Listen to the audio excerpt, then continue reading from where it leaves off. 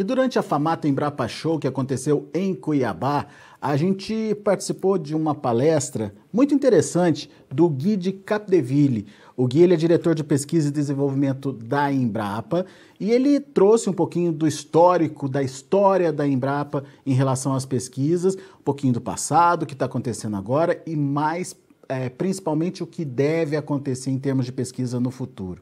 São 40 minutinhos de uma palestra bem interessante, de conteúdo bastante intenso e que a gente vai disponibilizar agora na sequência para vocês. Assista a conversa, a palestra com o Gui de Capdeville. Como vocês viram naquele vídeo, na década de 60, início de 70, o Brasil era um país em total insegurança alimentar. Nós éramos conhecidos como produtores de cana e de café, só. E nós importávamos tudo, nós importávamos leite. Imaginar um negócio desse, né? E o nosso desafio foi como a gente poderia produzir num local que está dentro do cinturão tropical, onde os solos são pobres, os solos são altamente contaminados com alumínio e ácidos. Esse foi o desafio que o Brasil teve que enfrentar e trazer soluções para ali. Esse senhor aqui é Norman Borlaug.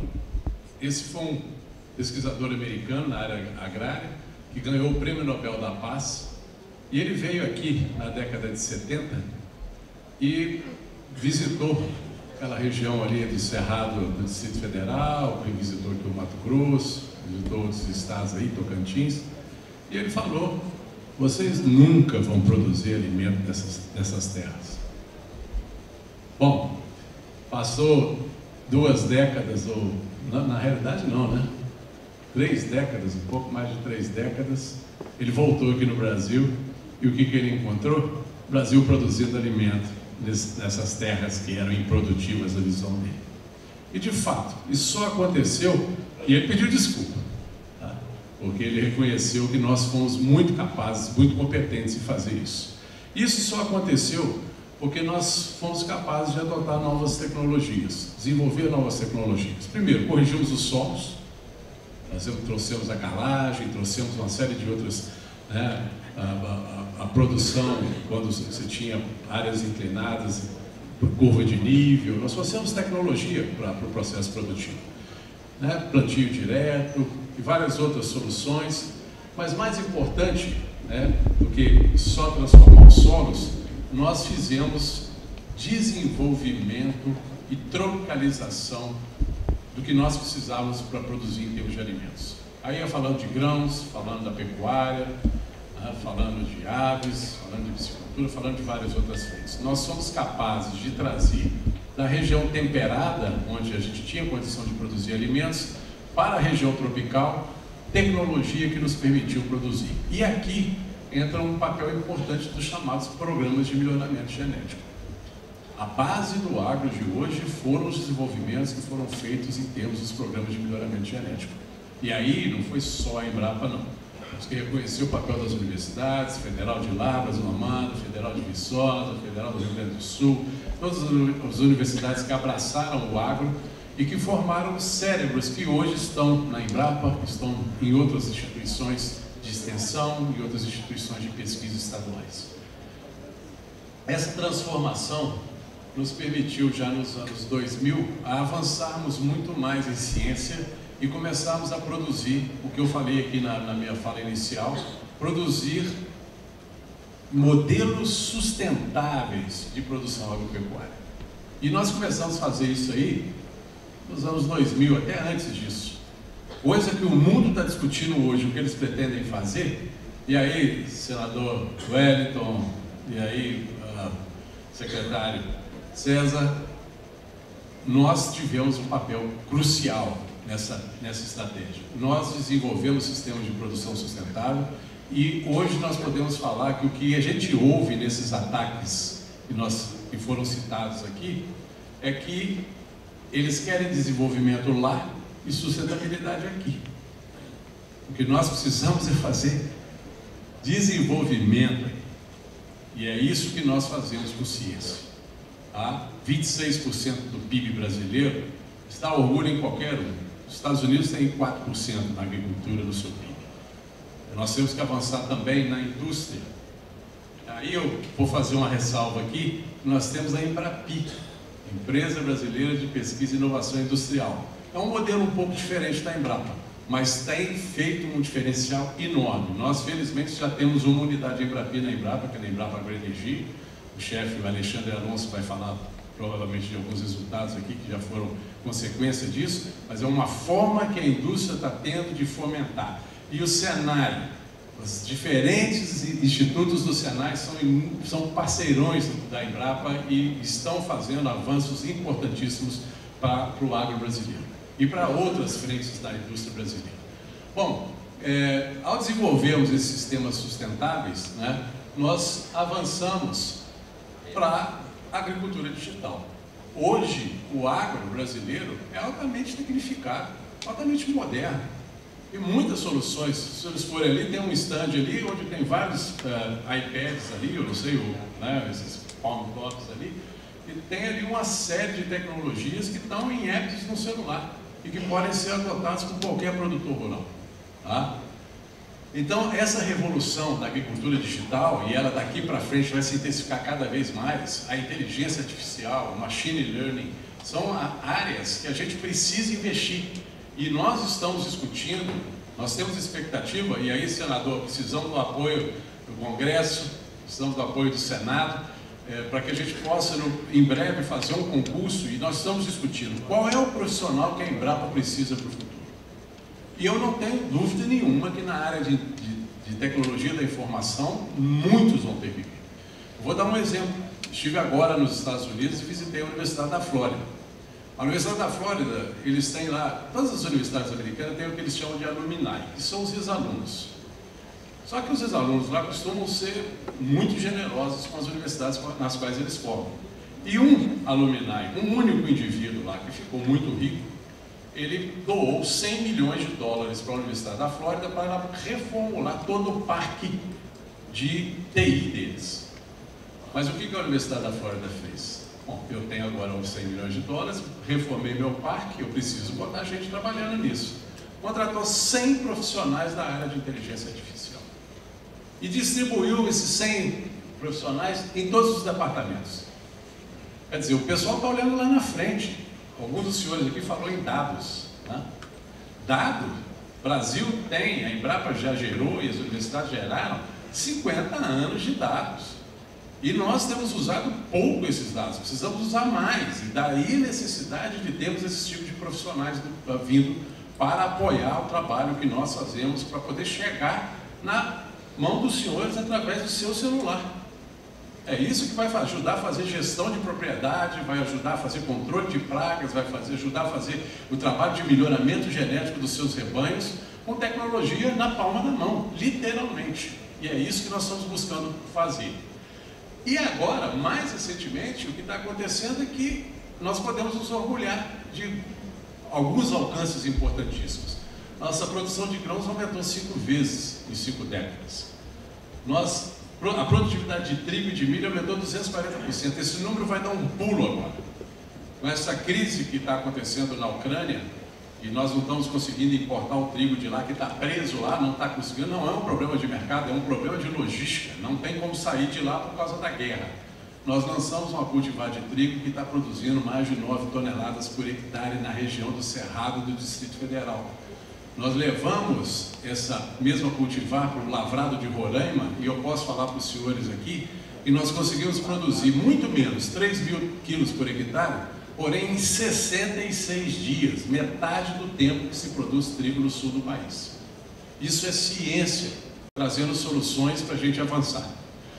Nós aumentamos a produtividade de arroz em 315%, vai aumentar esse número também muito, porque nós estamos desenvolvendo uma série de cultivares, tanto para áreas de terras altas, quanto para áreas alagadas, o que acontece na região sul. O setor florestal aumentou em produtividade mais de 140%. Rebanho de gado dobrou. E aí, outra coisa importante de falar aqui, citaram uma série de exemplos aqui, a ciência permitiu com que a gente dobrasse a nossa produção de gado e aumentasse em 80% a nossa exportação de carne sem aumentar 1 hectare sequer. Isso é estudo que nós fizemos e levantamos na Embrapa. Com a cultura da soja, um outro exemplo, se nós produzíssemos o volume de soja que nós produzimos hoje, com a tecnologia da década de 70, nós precisaríamos de 200% mais em área. Isso significa um efeito poupa-terra da ordem de 70 milhões de hectares. Nós estamos falando de uma Alemanha e uma Bélgica juntos. Esse 66%, senador Wellington, de preservação das nossas matas, vem porque nós estamos trazendo ciência que está poupando terra. O crescimento da nossa produção é vertical, não é horizontal, não é derrubando floresta. E esse é o discurso que nós temos levado. E a comunidade científica internacional já entendeu isso há muito tempo. O mercado é que vem fazendo jogos. O mercado é que vem tentando barrar o nosso produto e aí fica criando esses discursos. Mas nós com ciência, nós com informação, vamos sim dar um tombo nisso. Bom, aqui também a produção de carne de frango cresceu mais de 59 vezes e nós diminuímos nesse período 50% do preço da nossa cesta básica. Isso é algo para nos orgulhar de fato. Bom, como a gente está pensando no futuro? E aí, tudo que a gente está falando daqui para frente tem que ter o termo sustentabilidade e descarbonização na sua raiz. Isso é o que a gente precisa fazer, porque a única forma de vencer esses ataques que vêm contra o nosso mercado é mostrarmos que nós produzimos com sustentabilidade. O mundo vem discutindo esse assunto e eu participei de um evento importante nos Estados Unidos na semana passada sobre emissões e eu estou percebendo claramente, ainda tem muito conflito de informações e de capacidade técnico-científica de se conhecer de fato o que é descarbonização ou não. Nós, no Brasil, temos sido avaliados por metodologias que não se enquadram à nossa condição. E o que nós temos feito na Embrapa é tentar padronizar essa metodologia para que a gente possa adotar aqui no país um modelo alinhado a certificadoras internacionais, onde os nossos dados e as metodologias sejam feitas com as condições reais que o Brasil vive. Aí sim nós vamos mostrar de fato o quão sustentável nós somos. Então, o desafio é crescer de forma sustentável. E como fazer? E aí eu começo a trazer para os senhores um pouco de como nós fazemos o nosso planejamento estratégico para atuar nessas frentes que são tão importantes para o avanço da agricultura brasileira. Tá? Bom, primeira coisa é a nossa missão como Embrapa. Tá? É fornecer solução de pesquisa, desenvolvimento e inovação. Essa palavra inovação ela vem cada dia mais intensa dentro da Embrapa, para a sustentabilidade da agricultura e o benefício da sociedade brasileira. Nós somos uma instituição 100% pública, como eu disse antes, fomentada 100% pelo dinheiro público, pelo imposto dos senhores. Nós somos hoje, nós já fomos uma empresa de mais de 10 mil empregados, nós temos hoje em torno de 8 mil empregados, desses 2.200 são pesquisadores, a sua grande maioria formadas em instituições de alto nível científico e tecnológico, universidades federais brasileiras, mas principalmente universidades estrangeiras, nos Estados Unidos, na Europa, e nós temos 43 centros de pesquisa no ano. São centros temáticos, como Embrapa Recursos Genéticos e Biotecnologia, Embrapa Agroenergia, Embrapa Informática Agropecuária, centros de produtos, Embrapa Trigo, Embrapa Arroz e Feijão, Embrapa Soja, e centros ecorregionais, Embrapa Agrosilvo Pastoril, Embrapa de Sinop, a Embrapa Amazônia Oriental, Amazônia Ocidental e Embrapa Pantanal. Essa é a estrutura e ela é totalmente distribuída. E essa capilaridade é que faz a nossa força. Tá? Essa é a verdadeira força da Embrapa, essa capilaridade de ações de pesquisa e de atuação. Bom, como é que nós pensamos e nós desenhamos a nossa pesquisa para poder atender as demandas dos senhores? Primeira coisa é um trabalho de inteligência estratégica. Nós estabelecemos há alguns anos atrás, o que nós chamamos de agropensa. É uma estrutura montada por um corpo de pessoas, de profissionais, de técnicos, são mais de 100 pessoas, que fazem análises tanto de tendências nacionais quanto globais. E aí a gente identifica o que nós chamamos de mega tendências para o agro mundial, incluindo o nosso agro.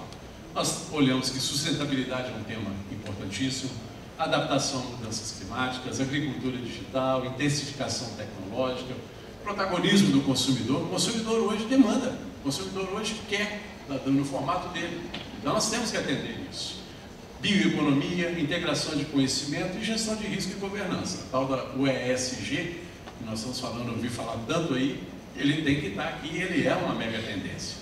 Com base nessas tendências, nós construímos então o nosso plano diretor. Pela primeira vez na Embrapa, nós estabelecemos o plano diretor baseado em objetivos estratégicos e metas mensuráveis. Nós temos, por exemplo, uma meta mensurável que é ampliar as áreas de sistema integrados de produção, utilizando soluções tecnológicas geradas pela Embrapa e parceiros. Lembrem que eu falei, é uma rede de ciência, não é só a Embrapa que está aqui nesse jogo. Tá? Nós sabemos a nossa importância, sabemos o que vemos fazendo, mas nós não podemos esquecer que existem outras instituições que compõem esse contexto. E aí, ampliar em 10 milhões de hectares até 2025. Nós estamos botando data para as coisas que nós pretendemos entregar e para o apoio que nós precisamos dar para o agro. E, com isso, contribuir para uma mitigação de 60 milhões de toneladas de CO2 equivalentes. Isso são metas do nosso INDC, isso são metas que a COP vem estabelecendo e que a gente está trabalhando para cumprir. A partir desse plano diretor, com esses objetivos estratégicos e essas metas, nós organizamos então a nossa programação de pesquisa. Nós organizamos a nossa programação em 34 portfólios de projetos. São 33 portfólios de pesquisa e um projeto de questões organizacionais, tá? De administração. Aqui a ideia são superar desafios da agricultura brasileira. Cada portfólio desse tem um comitê gestor de cientistas. E esse comitê gestor elenca o que nós chamamos de desafios para a inovação. Nós fazemos com toda essa inteligência, falamos, olha, nós precisamos ampliar as áreas de sistemas integrados, nós precisamos trazer solução para correção de solo, para vencer essa crise dos fertilizantes. A gente vai pensando isso, a gente põe esses desafios e aí nós consultamos nossos stakeholders. Talvez alguns dos senhores tenham sido convidados a nos ajudar a elencar esses desafios para a inovação. E aí, na primeira vez que nós fizemos isso, nós mandamos isso para mais de 3.500 stakeholders. Aí, quando eu estou falando de stakeholder, eu estou falando de produtor rural, de presidente de associação, presidente de sindicato, universidades, órgãos de extensão. E aí eles nos ajudam a priorizar esses desafios de inovação. E a partir dessa priorização nós começamos a atacar todos os problemas, trazendo soluções que a gente precisa para cada um deles. Bom, isso feito, nós temos então, abaixo dessa figura de portfólios, nós temos a figura de programas, onde estão, por exemplo, os programas de melhoramento. Como eu disse mais cedo, programas de melhoramento são a base do sucesso do agro brasileiro. Foi essa capacidade de produzir melhor, em mais quantidade, com qualidade, é que nós conseguimos fazer esse diferencial. E aqui vem um ponto importante. Isso aqui foi a base para os 50 anos, desde a década de 70 até agora. Agora, para os próximos 50 anos, quais são os desafios? Os nossos programas de melhoramento, os seus programas de melhoramento, estão preparados para as mudanças climáticas? Os senhores viram o que aconteceu no sul do país em dezembro. 50% de quebra na soja, 30, 40% de quebra no milho, e foi nem o ZAC previu. Nem o ZAC previu. E aí é que vem o desafio para as nossas equipes na Embrapa, que eu tenho conversado com os nossos colegas. Nós estamos fazendo o que nós precisamos fazer em termos de ciência para garantir que o desenvolvimento das cultivares que vão superar os desafios climáticos do futuro, que nós sabemos que eles estão aí, eles não vão chegar não, eles já chegaram, só vão se intensificar cada vez mais. Nossos programas de melhoramento estão preparados para isso e esse é um trabalho que nós estamos fazendo na Embrapa nesse momento. Nós estamos priorizando as ações de cada um dos programas de melhoramento, nós estamos capacitando as nossas equipes em ferramentas de biotecnologia, como seleção assistida por marcadores moleculares, estratégias de fenotipagem em larga escala, para que então a gente possa, com essas ferramentas modernas, acelerar os programas de melhoramento, principalmente quando a gente fala em cultura perene. Uma planta de dendê leva aí 6, 7 anos para produzir. Como é que a gente vai fazer um programa de melhoramento, fazer um cruzamento, esperar essa planta crescer e produzir para poder avaliar essa produção, para depois ver se isso aí foi bom para... Não tem jeito. Agora, eu com a ferramenta de biotecnologia, posso ir lá no dia que a planta germinou, arrancar um pedacinho da folha dela, identificar marcadores importantes dessa planta e falar essa planta tem a característica que ela precisa ter, podemos dar sequência nela no programa de melhoramento. Eu encurto anos no programa de melhoramento usando uma ferramenta dessa natureza. E a próxima coisa que nós estamos fazendo também, qual é o modelo de negócio que nós queremos para isso? O produtor ter acesso a esses materiais e essas genéticas, para poder usar o dinheiro que o povo brasileiro põe na Embrapa de forma inteligente e eficiente. É isso que a gente está tentando fazer. Além disso, nós temos um papel importantíssimo aqui de apoiar políticas públicas. Aqui estão várias palavras que os senhores já ouviram falar: Agronordeste, Pronasolos, ABC+, ZARC, e agora, mais recente, o Plano Nacional de Fertilizantes, né, que se intensificou ainda mais com a Rede Fértil Brasil, que é a rede que foi criada em 2010 com o objetivo de criar ciência e tecnologia para desenvolver fertilizantes e desenvolver soluções que ajudem o produtor a produzir com a melhor eficiência possível. E a partir dessa Rede Fértil Brasil, nós lançamos esse ano, por conta dessa dificuldade da importação e prevendo problemas aí com a restrição de disponibilidade de fertilizantes, nós criamos a Caravana Fértil Brasil, que vai ter uma apresentação aqui durante o evento sobre ela para vocês, mas essa caravana está indo no produtor. Na realidade, nós estamos indo aos produtores e aos agentes de extensão, capacitando, ajudando a ver que formas a gente pode produzir, reduzindo a necessidade de uso de fertilizantes em grande quantidade, fazendo análise de solo, dando orientações sobre o uso de bioinsumos, enfim, uma série de tecnologias que vai chegar no produtor, principalmente com o apoio do Senar, com o apoio da Emater e de outros órgãos de extensão a partir dessa iniciativa Caravana Fértil Brasil. Aqui, saindo eu mostrei lá, nós temos portfólios que agregam aquelas temáticas, nós temos os programas e nós temos os projetos que vão responder tanto aos programas quanto àquelas demandas dos desafios de inovação. E nós temos 4 tipos de projeto. Esse projeto tipo 1 aqui é basicamente avanço do conhecimento, pesquisa científica para avanço do conhecimento.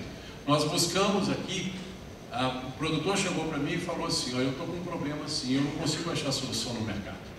Então nós vamos desenvolver ciência para poder fazer isso. A gente começa a pesquisar, é avanço no conhecimento. O outro tipo 2 já é desenvolvimento. Nós avançamos o conhecimento até o nível de bancada, olhamos assim, olha, nós conseguimos atingir níveis que estão maiores do que o que tem no mercado aí, ou que está publicado na literatura. Então, há perspectiva de avanço disso aqui para a inovação. Aqui eu ainda estou falando de desenvolvimento da ciência. Tá? Os projetos tipo 3, e esse aí talvez interesse mais os senhores, é o projeto de inovação aberto para o setor produtivo. Aqui é uma parceria público-privada. Se o produtor rural, se uma associação tem uma demanda que ela precisa resolver, ela pode procurar a Embrapa. Nós vamos fazer um contrato de parceria, nós vamos desenvolver a solução que o parceiro precisa e vamos dar preferência a esse parceiro para que ele leve para o mercado. A Embrapa não tem objetivo de mercado. A Embrapa, ela faz a inovação, desenvolve a inovação e licencia de alguma forma para um terceiro que vai levar para o mercado. Aí, eu não me lembro se foi o César ou um dos senhores aqui falou, né, dessa necessidade da gente ter players que vão levar para o mercado a inovação. E não é a Embrapa que faz isso. São os parceiros, são empresas que ganham licitações que a gente abre. Nós somos públicos, somos obrigados a fazer assim. Mas esse aqui é um modelo de relação direta da Embrapa com o produtor rural. E o tipo 4 aqui é mais horizontal, é de suporte a todos os demais. Tá? Então aqui é muito importante essa parte, porque isso aqui é que mostra o modelo de avanço na nossa lógica. E como é que a gente acompanha a maturidade das tecnologias que a gente desenvolve? A NASA, na década de 60, 70, desenvolveu uma escala que eles chamam de escala de maturidade tecnológica, que é essa barrinha aqui que vocês estão vendo colorida.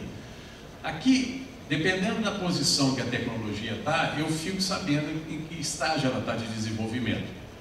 1, 2 e 3 são aqueles projetos tipo 1. 3, 4, 5, 6 são aqueles projetos 2 e 3, tipo 3. Aí ali 7, 8 e 9 já é coisa para ir para o mercado. No 9 a Embrapa já saiu de cena. No 9 já é o parceiro que leva para o mercado. Aqui essa escala permitiu que a gente acompanhasse. E mais importante, ao chegarmos no nível 3 e vendo que há perspectiva de mercado, formalizar uma parceria nessa fase aqui é fundamental porque, primeiro, o parceiro entende que ele está vencendo o chamado Vale da Morte das tecnologias, a maioria das tecnologias morre aqui, nessa fase, 4, 5, 6. E aí, com o parceiro, sabendo que ele está entrando aqui, nesse momento, e ele vai poder desenvolver conosco, ele vai ser o cliente preferencial de uso lá. O nosso trabalho, a nossa ciência, ela é orientada por missão, é assim que nós chamamos. Vou dar um exemplo disso para os senhores aqui.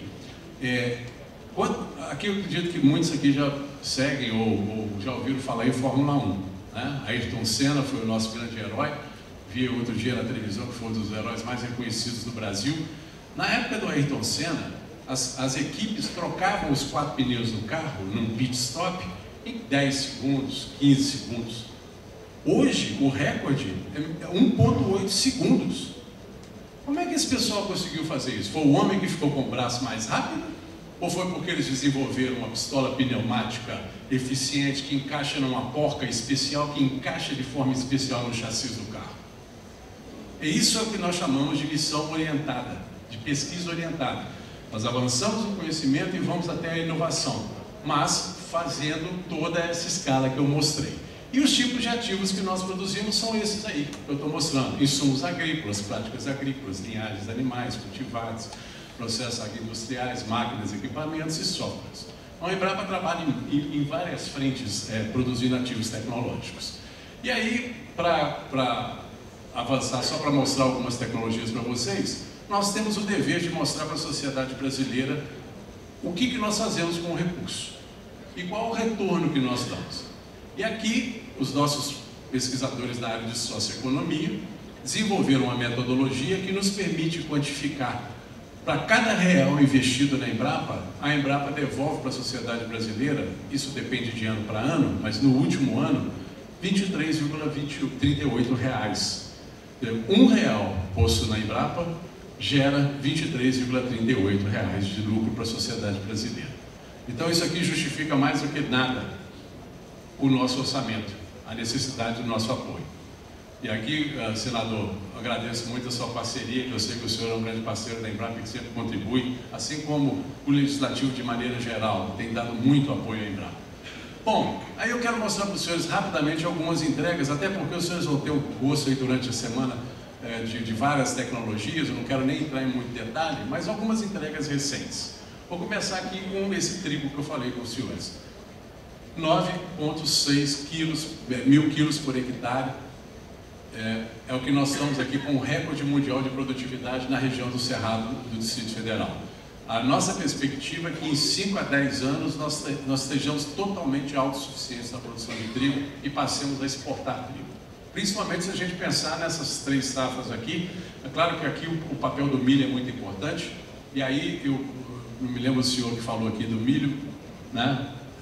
O meu xará, né? O Guilherme. Guilherme, o grande desafio do mundo é a transição energética. O único país no mundo que está fazendo isso é o Brasil, e por causa do etanol brasileiro, por causa do biodiesel, por causa do biogás, por causa das energias fotovoltaicas, da energia eólica.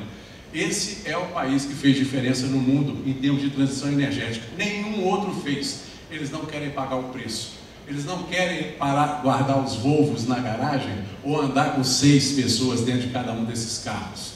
Tá? Então é muito fácil falar em desenvolvimento lá e sustentabilidade aqui.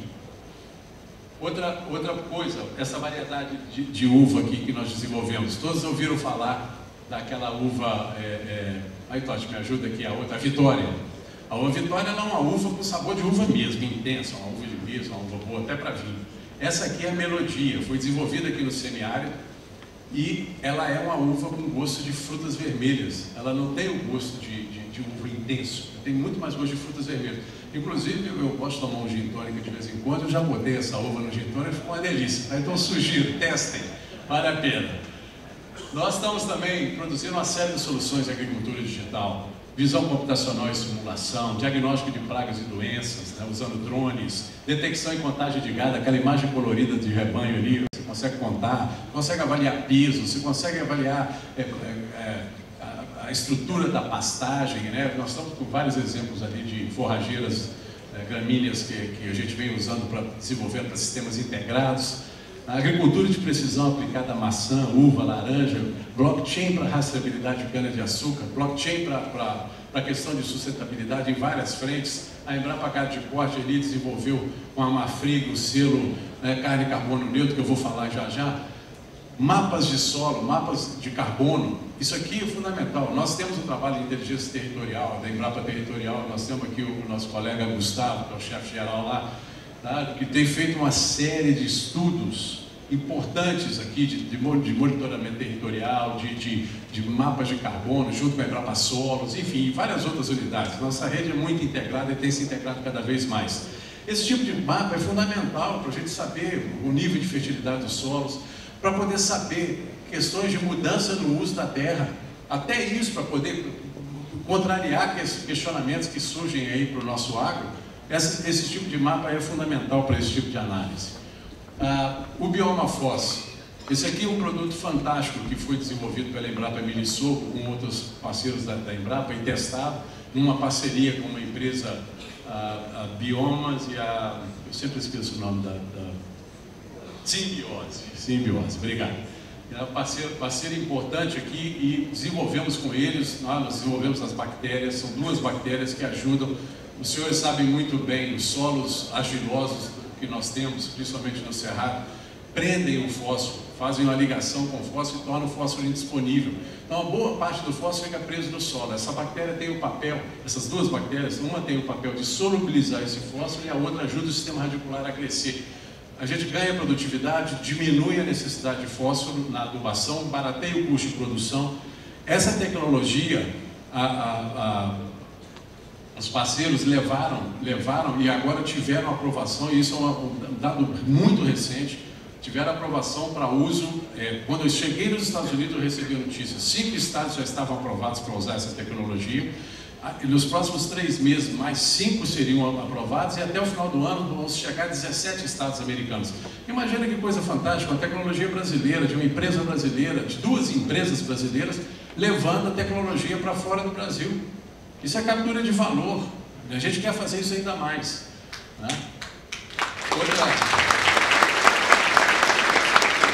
Outra tecnologia que nós estamos desenvolvendo é o Auras, é um aliado contra a seca. Todo mundo conhece isso aqui, o mandacaru, né? Comum no semiárido, comum na caatinga. O mandacaru tem nas raízes deles uma bactéria que nós isolamos e nós, junto na Embrapa Milisoco e outras unidades que nos ajudaram, nós testamos, aplicamos essa bactéria em milho. Então tivemos parcelas não tratadas e parcelas tratadas com a bactéria. Essas parcelas tratadas resistiram 30% mais a estresse hídrico do que as não tratadas. Isso já é trabalho para soluções ligadas a mudanças climáticas. Outras entregas, primeira cana de açúcar editada geneticamente com a tecnologia de CRISPR, de edição gênica, foi feita no Brasil pela Embrapa. Nós também estamos desenvolvendo uma série de nanocápsulas feitas com polímeros naturais. E aqui são tecnologias muito interessantes. Essas nanocápsulas, elas podem... Eu vou dar um exemplo para vocês de estudos que nós estamos fazendo. A lignina é um produto que compõe, né, os agrônomos sabem bem disso, compõe a parede celular das plantas. Ela, na indústria de papel e celulose, ela é um resíduo. E ela, por si só, é uma molécula extremamente complexa, que pode ser quebrada em múltiplas moléculas, como antioxidantes, adesivos, moléculas para controle de pragas. Mas o fragmento físico da lignina, ele é muito poroso e ele pode ser embebido com moléculas para liberação lenta. Nós estamos testando, aí vou dar um exemplo, no percevejo da soja, nós estamos embebendo fragmentos de lignina com feromônio do percevejo, feromônio sexual do percevejo. O percevejo, macho e fêmea, soltam odores e um se orienta para achar o outro por esse fiozinho desse odor. A gente pega esses fragmentos de lignina embebida nesse feromônio e joga na plantação. Ela vai liberando devagar e inunda a plantação com esse feromônio, o macho não encontra a fêmea. E se eles não se encontram, eles não acasalam. Se eles não acasalam, não reproduz. Se não reproduz, a população cai. Não tem que fazer controle de praga. Imagina que coisa fantástica. E essas nanocápsulas servem para um mundo de outras coisas que a gente pode usar, tá? Outra coisa, estamos isolando corantes, tá? Esse corante aqui foi isolado da pitaia. Vocês devem conhecer bem a pitaia, essa é a pitaia vermelha, tem uma pitaia que tem a polpa branca, mas esse corante está sendo usado na indústria farmacêutica, na indústria de cosméticos e na indústria de alimentos. Tá? Nós estamos também produzindo, chegamos estudos da fixação biológica de nitrogênio. Só a fixação biológica de nitrogênio traz uma economia para o produtor de soja que chega na ordem dos 22 bilhões, como foi mostrado aqui mais cedo, de reais por ano. Isso, colegas, são 7 orçamentos da Embrapa anualmente. Tá? Só uma tecnologia dessa já justifica o orçamento da Embrapa anual em 7 vezes. Esse resultado aqui é interessante porque ele mostrou o seguinte, que o uso da fixação biológica de nitrogênio na cana reduziu em 16% as doenças foliares. Quer dizer, menos inseticida que tem que ser usado, mais economia para o produtor rural. Aqui nós estamos desenvolvendo ferramenta genômica para a seleção de gado leiteiro adaptada a mudanças climáticas. O Totti lá, com a equipe dele, tem feito uma série de outras coisas que vocês conhecem muito bem aqui no estado do Mato Grosso. Desenvolvemos aplicativo para facilitar o melhoramento genético de rebanhos de caprinos e ovinos. Isso é coisa que você está na palma da sua mão, para poder gerenciar o seu rebanho e ter modelos mais eficientes de produzir matrizes, enfim, que são mais eficientes na produção. Aqui desenvolvemos alguns micro-organismos que ajudam a resistir à temperatura elevada, que testamos nesse milho. Isso é uma tecnologia ainda em desenvolvimento, mas que tem um potencial enorme para lutar contra mudanças climáticas. Eu já estou concluindo. Também aqui um bioinseticida de alta eficiência para controle do lagarto, do cartucho do milho. E quando a gente fala de agenda de descarbonização, nós temos 3 objetivos estratégicos no nosso plano diretor dedicado a isso. E aqui foi quando surgiu a carne carbono neutro. É um trabalho lá com a Embrapa Carne de Corte, onde, numa parceria com a Marfrig, nós calculamos qual seria o nível de emissão do rebanho produzido em sistemas integrados, de integração lavoura, pecuária e floresta. E com isso a gente conseguiu dar esse selo.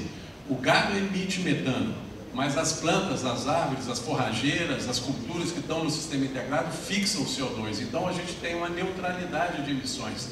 O mundo está começando a discutir se vai usar isso, gente.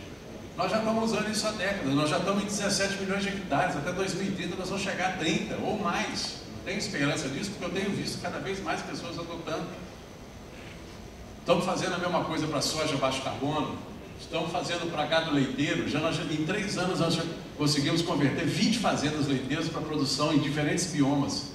Tá? E aí os sistemas integrados, vocês sabem muito bem os benefícios, é sombra para a vaca, é o pasto, é a árvore para trazer lucro para o produtor, né, para poder ajudar na manutenção da propriedade, e além de ser um sistema economicamente e ambientalmente viável. E estamos fazendo isso para café baixo carbono, para algodão baixo carbono, couro carbono neutro, bezerros baixo teor de carbono, enfim. Nós estamos avançando muito nessas tecnologias e vamos levar isso para todas as cadeias. Por isso nós estamos fazendo todo um trabalho na Embrapa de padronização dessas metodologias e dos conceitos, para que a gente possa levar isso para todos os parceiros que queiram adotar essa lógica para o processo produtivo. Bom, era isso que eu tinha a falar. Muito obrigado e espero que vocês tenham um bom proveito. Participe das nossas mídias sociais, no Facebook, Notícias Agrícolas, no Instagram, @Notícias Agrícolas e em nosso Twitter, @Noteagri. E para assistir todos os vídeos, se inscreva no YouTube, na Twitch, no Notícias Agrícolas Oficial.